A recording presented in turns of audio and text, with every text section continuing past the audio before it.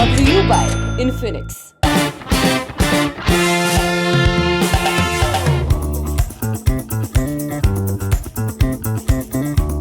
नमस्कार, मेरा नाम है उपासना और आप देख रहे हैं द लंदन टॉप का डेली इकोनॉमिक बुलेटिन खर्चा पानी। शेयर बाजार के निवेशकों को 4 अक्टूबर को बड़ा झटका लगा है। बुधवार को लगातार दूसरे दिन शेयर बाजारों में भारी गिरावट देखने को मिली है। इसके चलते देश भर के लाखों निवेशकों को अरबों रुपए का नुकसान झेलना पड़ा है। आज भी बाजार खुलते ही नीचे आ गया। सुबह 9:15 बजे पर बीएसई का सेंसेक्स 65,330 अंक के स्तर पर खुला था और 9:30 बजे तक ये 30 शेयरों वाला इंडेक्स 451 अंक फिसलकर 65,061 अंक के स्तर पर पहुंच गया था। कारोबार के आखिर में सेंसेक्स में कुछ रिकवरी दिखी और ये 286 अंकों की गिरावट लेकर 65,226 अंकों के स्तर पर बंद हुआ। इसी तरह से नेशनल स्टॉक एक्सचेंज का इंडेक्स निफ्टी 50 बुधवार को करीबन 80 अंकों की गिरावट के साथ 19,449 पर बंद हुआ। इससे पहले मंगलवार को भी शेयर बाजारों में गिरावट ही देखने को मिली थी। 3 अक्टूबर को सेंसेक्स 316 अंक लुढ़ककर 65,500 अंक तक पहुंच गया था। अब समझते हैं कि शेयर बाजार में लगातार गिरावट की वजह क्या है। दरअसल पिछले 5-6 महीनों तक विदेशी पोर्टफोलियो निवेशकों यानी एफपीआई ने जमकर भारतीय शेयर बाजारों में पैसा लगाया था। इस दौरान एफपीआई ने भारतीय शेयर मार्केट में 1,74,000 करोड़ रुपए के शेयर खरीदे थे।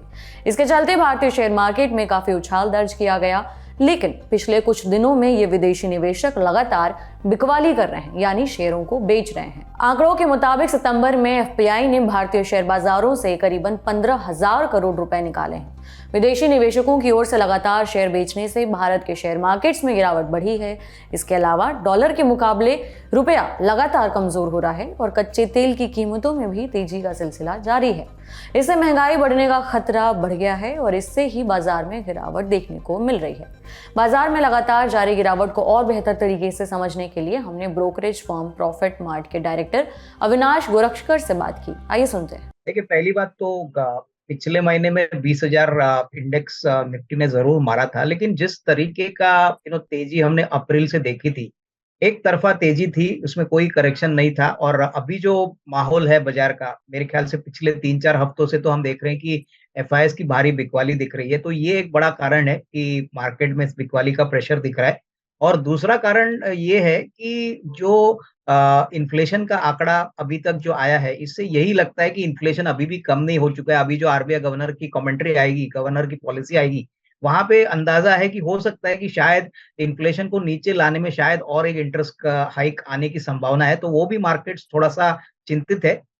एफआईएस का आंकड़े नेगेटिव इसलिए है क्योंकि देखिए, एक तो रुपया वीक हो रहा है, डॉलर एप्रिशिएट हो रहा है। तो जब नया डॉलर इंडिया में आता है, तभी ऐसे टाइम पे एफआईएस थोड़े से रुक जाते हैं, क्योंकि उनके लिए तो सीधा करेंसी का लॉस होता है।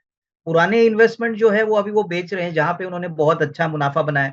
तो आप पुराने इन्वेस्टमेंट्स बिकवाली का जो नंबर देख रहे हैं, वो बेसिकली उनके पुराने इन्वेस्टमेंट्स है।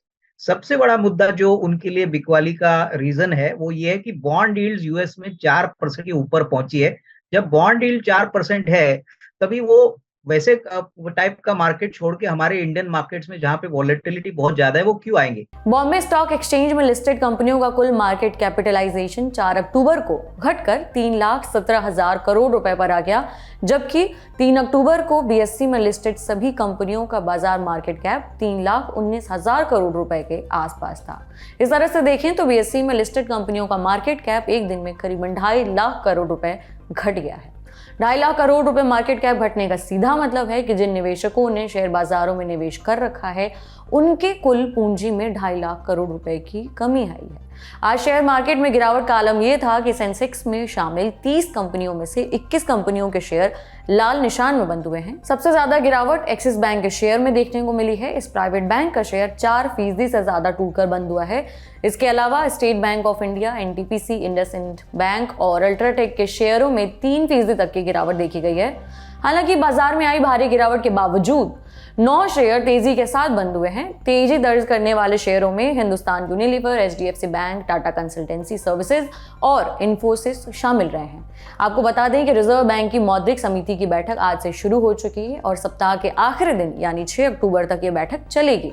ऐसे में रिजर्व बैंक की इस बैठक पर निवेशकों की नजरें टिकी हुई हैं। इसके अलावा इसी हफ्ते से आईटी समेत दूसरी कंपनियों के तिमाही के नतीजे आने लगेंगे। मार्केट एनालिस्ट के मुताबिक घरेलू ही नहीं, विदेशी संकेत भी घरेलू बाजार का मूड बिगाड़ रहे हैं।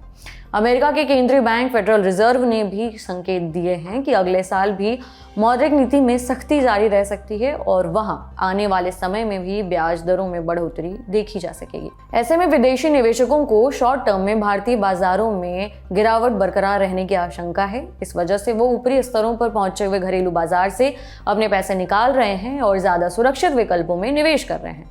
इस बारे में भी हमने डिटेल से जानने के लिए एक्सपर्ट से बात की। देखिए, नॉर्मली हमने कहावत बाजार में कहा है कि अच्छा भाव और अच्छी कंपनी ये कभी साथ साथ नहीं आती।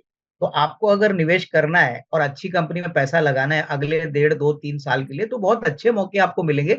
अभी Q2 का सीजन यानी कॉर्पोरेट अर्निंग सीजन भी शुरू हो जाएगा।